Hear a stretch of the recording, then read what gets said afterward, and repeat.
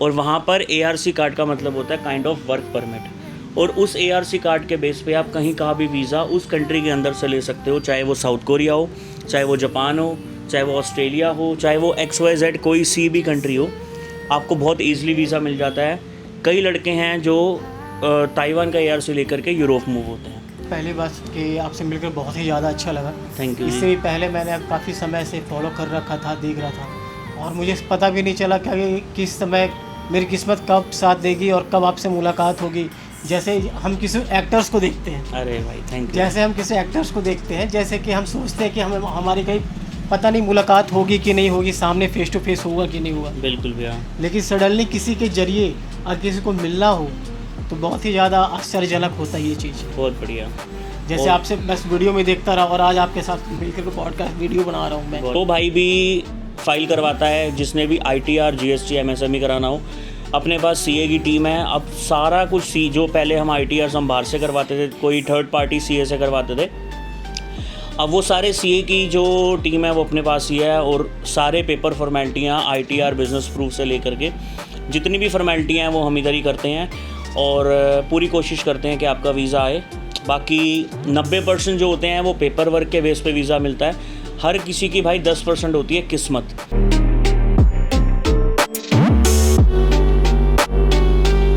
हाँ जी भाइयों, तो एक बार फिर से स्वागत है आपका मेरी एक नई वीडियो में और मेरे YouTube चैनल पे। तो आज एक नई दिन के साथ आपको क्या देखने को मिलेगा। हमारे साथ आए हैं मिस्टर रंजय कुमार जी।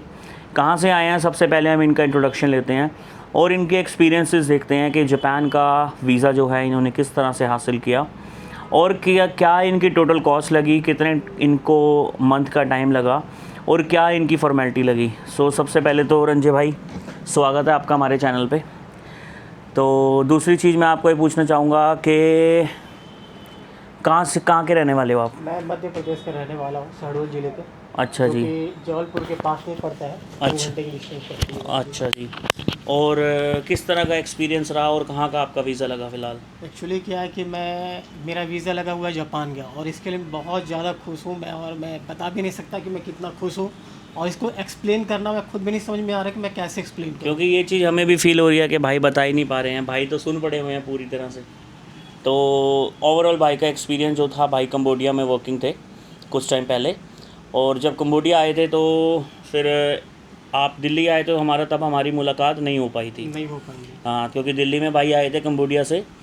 और कितने टाइम से वीडियोस देखते थे आप हमारी? मैं आपके वीडियोस करीबन 1 साल पहले से ही फॉलो कर रहा हूँ आपको। और कौन कौन सी वीडियोस देखी हैं आपने हमारी? हर चीज़ का ब्लॉग देखा हूँ, जैसे साउथ कोरिया का हो गया, जापान का हो गया, अभी फ़िलहाल ताइवान का ही आपने बनाया था। ताइवान का अब हमारा बस टूर शुरू होने वाला है, जी।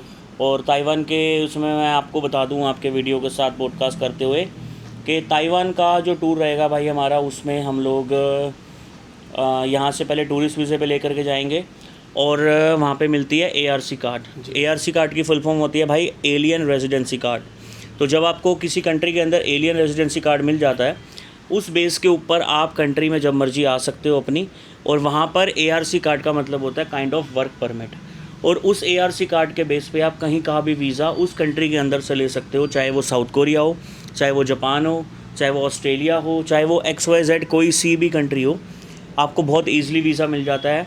कई लड़के हैं जो ताइवान का ARC लेकर के यूरोप मूव होते हैं। तो ये तो हो गई हमारे ताइवान की बात। जी। आपके इस जापान के प्रोसेस को पहले आपका वीज़ा दिखाते हैं जी। ये हमारे भाई का पासपोर्ट है, ये है जी रंजय कुमार, और वीज़ा दिखाओ आप अपने हाथ से।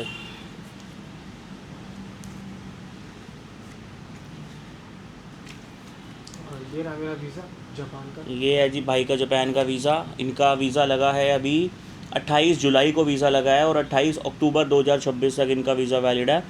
15 दिन की इनकी एंट्री है। और एक रूल मैं आपको बता दूं, शायद आपको भी ना पता हो और किसी और सज्जन मित्र को भी ना पता हो। जापान के अंदर जब आप जाते हो, अगर आपका 28 अक्टूबर तक का वीज़ा है, तो आप 27 अक्टूबर को भी कंट्री के अंदर लैंड करते हो तो आपको उस दिन से 15 दिन की एंट्री मिलती है। ऐसा नहीं होता कि आपका अगर 28 जुलाई को लगा, 28 अक्टूबर तक वीज़ा है, तो उस पीरियड के बीच में 15 दिन आपने रहना है। ऐसा नहीं होता। आप 27 अक्टूबर को लैंड करोगे तो भी आपको 15 दिन की एंट्री उस कंट्री के अंदर मिलती है। तो ये तो बहुत प्लस ऑप्शन है आप सबके लिए। दूसरी चीज़ भाई, आपके इस टाइम को टाइम कितना लगा? मेरे को इस टाइम के लिए सिर्फ 2 दिन लगे हैं।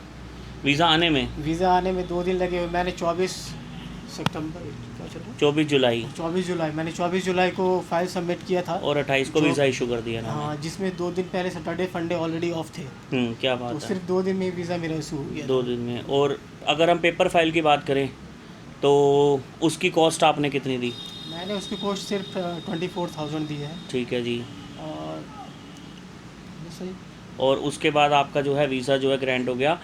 अगर हम बात करें, कोई जो भी हमारे सज्जन मित्र देखेंगे कि भाई वो पूछेंगे कि भैया हमारा ये बैंक बैलेंस कितना होना चाहिए, तो एक्सपीरियंस हैं अभी रिसेंटली, अब इनका एक्सपीरियंसेस पूछते हैं।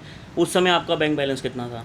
उस समय मेरा बैंक बैलेंस 5 लाख के करीब था। ठीक है, बहुत बढ़िया। और आपने रिसेंटली डाला था? और रिसेंटली डाला था तो फिर उस समय मेरा 3.5 लाख का था। जब मतलब आपने सबमिट कराने से पहले बाकी का 1.5 लाख डाला था जी और वैसे 3.5 लाख रुपये अकाउंट में था। जी। तो ये चीज़ आपका चीज़ों का ध्यान रखना है। अकाउंटों में जिस तरह आपने पैसे डालने हैं वो इंस्टेंट डालने हैं, तो पीछे रनिंग होना चाहिए। और make sure via transfer, via cheque, via DD, इस तरह से अगर आप पैसे डालोगे तो हायर चांसेस होते हैं आपके वीज़े आने के। आपका पीछे बैलेंस सारा टॉप का ज़ीरो चल रहा है और अगर आप इंस्टेंट कहो लो पाजी मेरा तो वीज़ा दे दो और एकदम आप इंस्टेंट पैसे डाल दो एम्बेसी में बैंक अकाउंट में, तो आपका वीज़े के चांसेस जो हैं वो कम हो जाते हैं, लिमिटेड हो जाते हैं वीज़े लगने के। ऐसा नहीं आते बट लिमिटेड हो जाते हैं। उसके अलावा अपने साथ जुड़ने का कोई एक्सपीरियंस आप चाहो जो शेयर करना चाहो? नहीं, बिल्कुल। मेरे को पहली बात कि आपसे मिलकर बहुत ही ज़्यादा अच्छा लगा। थैंक यू इससे जी। भी पहले मैंने काफ़ी समय से फॉलो कर रखा था, देख रहा था, और मुझे पता भी नहीं चला कि किस समय मेरी किस्मत कब साथ देगी और कब आपसे मुलाकात होगी।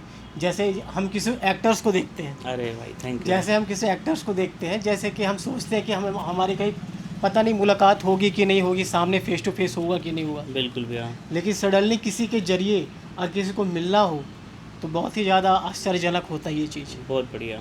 जैसे और- आपसे बस वीडियो में देखता रहा और आज आपके साथ मिलकर के पॉडकास्ट वीडियो बना रहा हूँ मैं। बहुत बढ़िया और जी। मेरा वीज़ा लगे इसके लिए मैं तो बहुत ही ज़्यादा वो करूँगा, रेकमेंड करूँगा कि भाई आप जो भी देख रहे हो वीडियो, आप एक बार कम से कम लगवाओ ना लगवाओ वो डजंट मैटर है, बिल्कुल भैया। लेकिन फिर भी कम से कम एटलीस्ट एक बार मिल लो ज़रूर, एक बार कंसल्ट कर लो, अपनी बिल्कुल। फाइल डिस्कस कर लो, बिल्कुल ताकि भैया। इससे आपका प्रोफाइल पे क्या असर होगा, क्या असर नहीं होगा, लग पाएगा या नहीं लग पाएगा, बिल्कुल ठीक जी। है, वो डजंट मैटर, लेकिन एक बार कम से कम एटलीस्ट मिलना ज़रूरी है। मिल लो। अगर जिसपे, मैं ये नहीं कहता कि सिर्फ इन्हीं से मिलिए, आपको जिससे भरोसा है, जिस पर भरोसा बिल्कुल ठीक है, बात आप है। उनसे मिलिए, लेकिन एक बार कम से कम एटलीस्ट अपने फाइल को डिस्कस ज़रूर कीजिए अगर आप जाने में इंटरेस्टेड हो तो, बिल्कुल और अपने आगे लाइफ को सिक्योर करना चाहते हो तो, बिल्कुल वरना भैया। फिर आपकी मर्जी।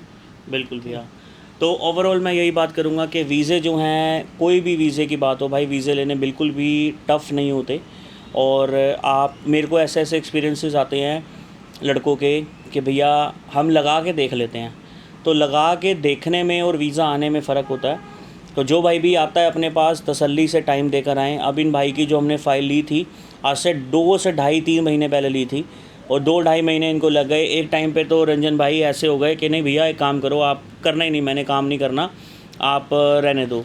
तो मैंने उनको तब भी यही समझाया कि भाई सारा खेल जो होता है वो पेपर का ही होता है। अगर आप कहोगे भाजी मेरे अकाउंट में इतने पैसे पड़े हैं और मेरा वीज़ा आ जाए, तो सारा खेल जो है वो पेपर वर्क का होता है।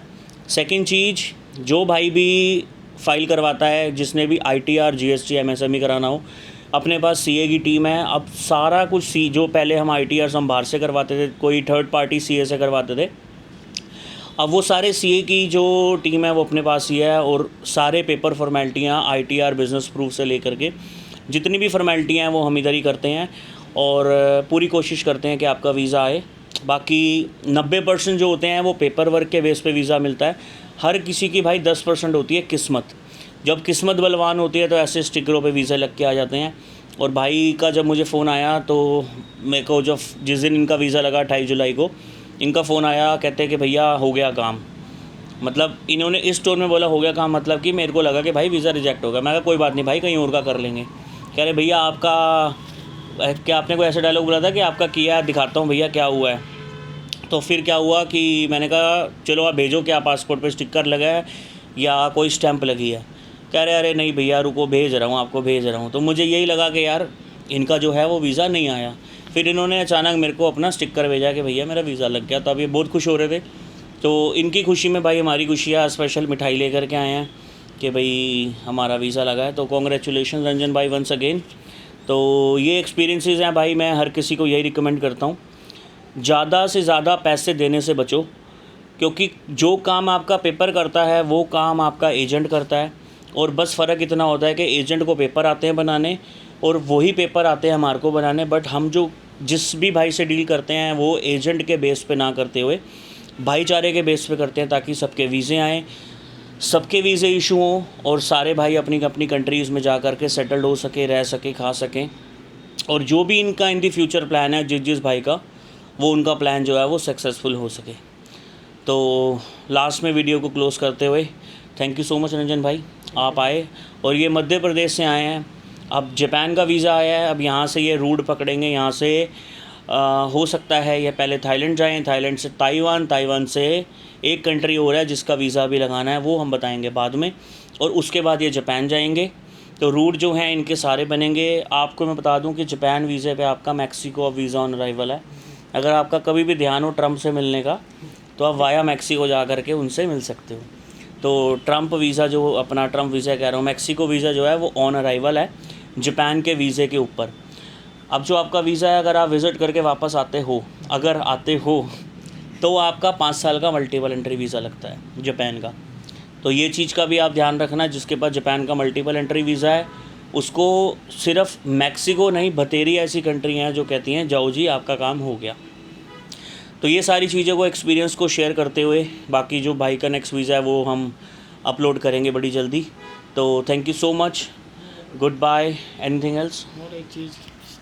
और एक चीज़ कहना चाहूँगा कि जो सुशील भाई थे उनसे कांटेक्ट हुआ था मेरे पहले, हाँ सुशील भाई, लेकिन फिर उनकी वजह से इनके साथ मेरा वो हुआ, डायरेक्ट कांटेक्ट हो पाया और ज़्यादा मतलब अच्छा लगा कि भाई वीज़ा लग गया और इतना सक्सेस और क्या चाहिए कि इंसान को। बिल्कुल। तो सुशील भाई का भी दिल से थैंक यू भाई करता हूँ मैं, कि जिन्होंने मुझे रास्ता दिखाने के लिए रास्ता दिखाया और भाई ने रिजल्ट दिया। बिल्कुल भैया।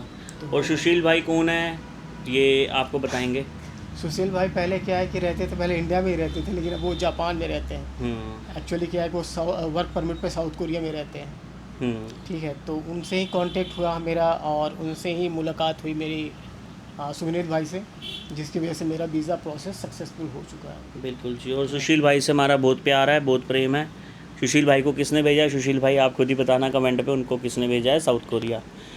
तो गुड बाय, अलविदा and have a nice day. मिलते हैं नेक्स्ट वीडियो में, सी या।